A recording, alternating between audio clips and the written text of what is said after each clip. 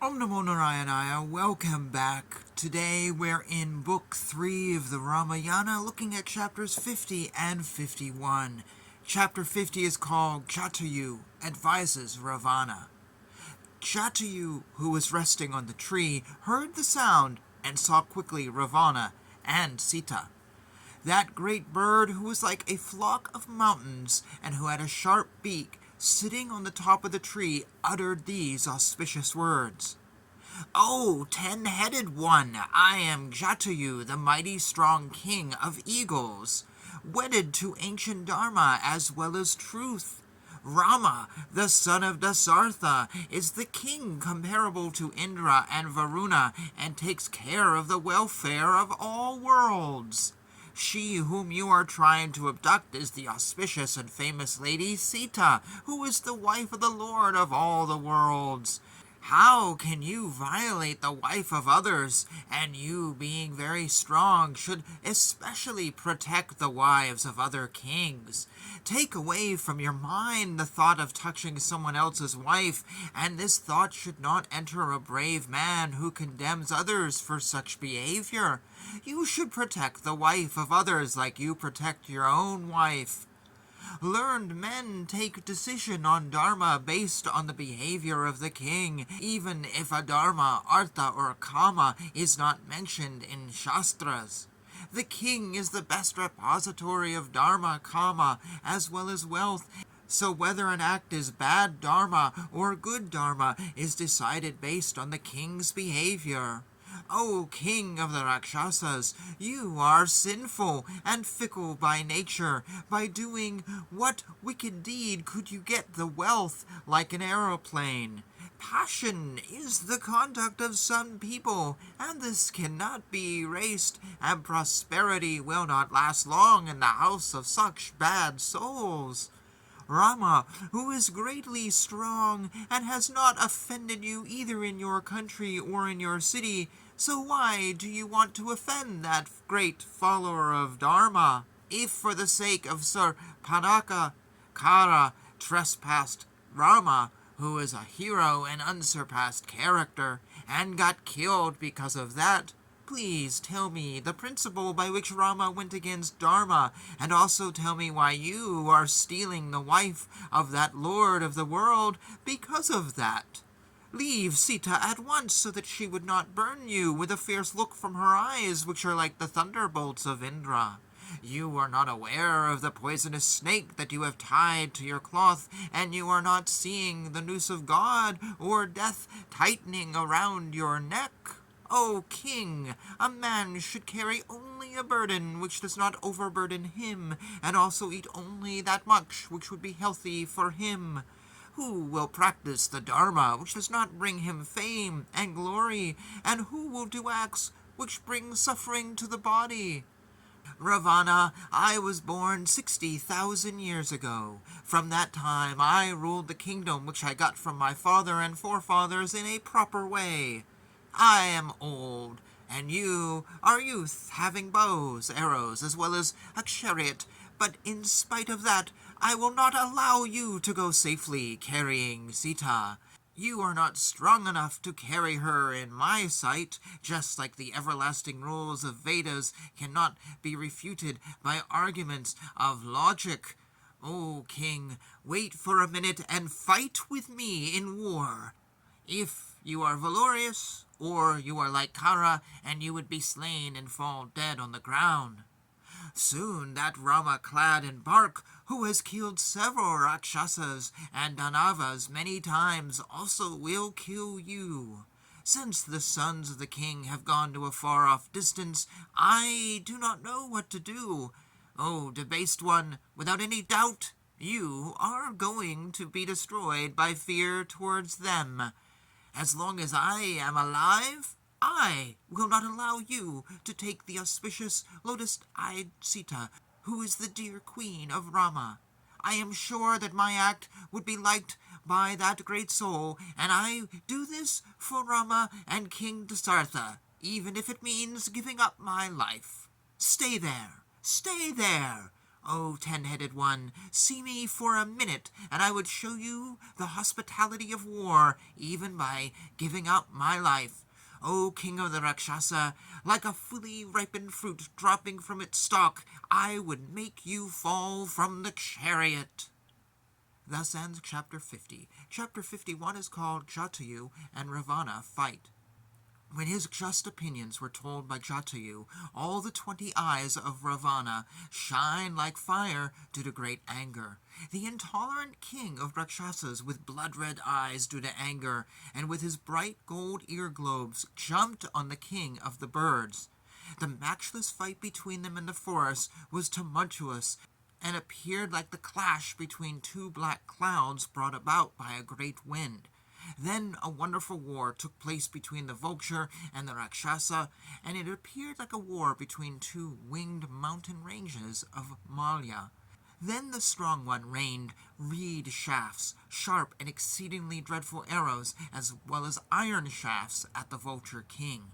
Jatayu, the vulture who was the king of the birds, endured the network of arrows as well as the missiles sent by Ravana. That strong one and the great bird with his sharp nails as well as feet caused many wounds on the body of Ravana. Then with great anger the 10-headed one sent 10 fierce darts, all equal to the rod of death, with a desire to hit his enemy. He then released fully arrows of great strength which had sharp ends, whetted and sharp crescent-shaped arrows which pierced the vulture. Seeing Sita with tears in her eyes sitting on the chariot, without bothering about the arrows of the Rakshasa, Jatayu attacked again. That king of the birds who had great luster broke with his feet the bow, along with the arrows which were encrusted with gems. With great anger Ravana took another bow, and started the raining of arrows in hundreds and thousands. The king of the birds in the midst of those sea of arrows shone like a bird which had returned back to its nest. He who has great power scattered all those arrows to a distance with his wings, and by his feet he again broke the great bow. That very brave king of birds, who was shining like fire, using his wings, broke into pieces the shield of Ravana. In that war the very powerful devils with a donkey face, who were covered with gold, and who were enriched with great speed, were killed. Then the king of the vultures broke the great chariot, which was endowed with 3 pretty bamboo reeds, which could go wherever it desired, which was glowing like fire and decorated by gems and gold. He then violently pulled down the umbrella which was shining along with the fans, along with those Rakshasas who were holding them. Again, the powerful and glorious king of the birds with his beak cut off the huge head of the charioteer. With his bow being broken without a chariot, without horses, and without the charioteer, holding Sita on his lap, that Ravana jumped on the ground. Seeing Ravana fallen on the ground without his chariot, all the beings appreciated the king of vultures by saying, "Great, great." Seeing the old king of the flock of birds, greatly tired due to the great fight, the happy Ravana took Sita and flew back into the sky.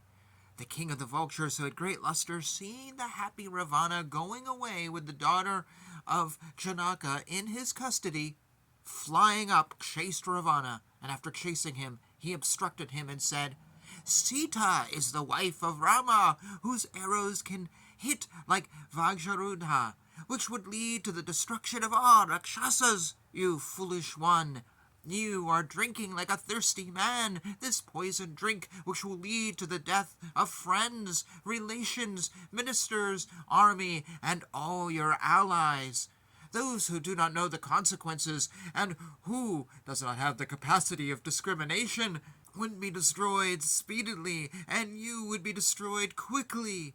You have been tied by the noose of the god of death, and how can you escape like a fish caught in the fish hook after biting the bait? O Ravana, the unassailable sons of the Kakustya dynasty will not any time condone your entering that hermitage. Like a coward, you did not act, which would be despised by the world, for a valorous hero would not adopt the method of a thief.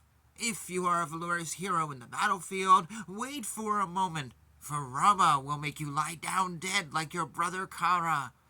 Only when death is nearby a man would do such acts, and you have undertaken this unrighteous act for the destruction of your own soul.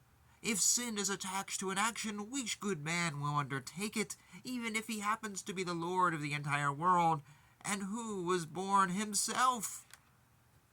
Jatayu spoke these auspicious words to the Rakshasa, and then he fell on the back of the Rakshasa with 10 heads. Jatayu held Ravana and wounded him badly by using his nails, and it was like the Mahalt trying to calm down a mad elephant. He who was having his claws, nails, and beak as the only weapon wounded Ravana's back severely by using his beak and claws, and he started to pluck off his hair.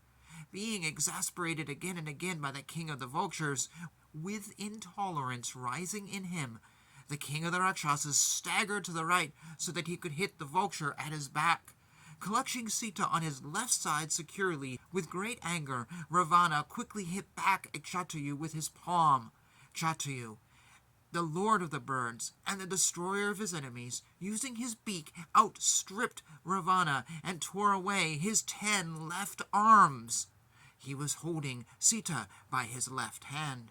Those 10 arms which were torn off immediately appeared again, like the poisonous snakes coming out from their pits. Then, out of great anger, Ravana threw away Sita and hit the vulture king with his hands and feet. Then a battle took place for some time between those matchless heroes, who were the king of their respective tribes. Ravana then took his sword and cut off the wings, sides, and feet of Jatayu, who was fighting for the sake of Rama. Due to that horrible act of Ravana, when his wings were cut off, that great vulture fell to the earth, with very less lifespan left for him. Seeing Jatayu fallen down in the earth-soaked blood, Sita ran near him like he was her own relative and became sad.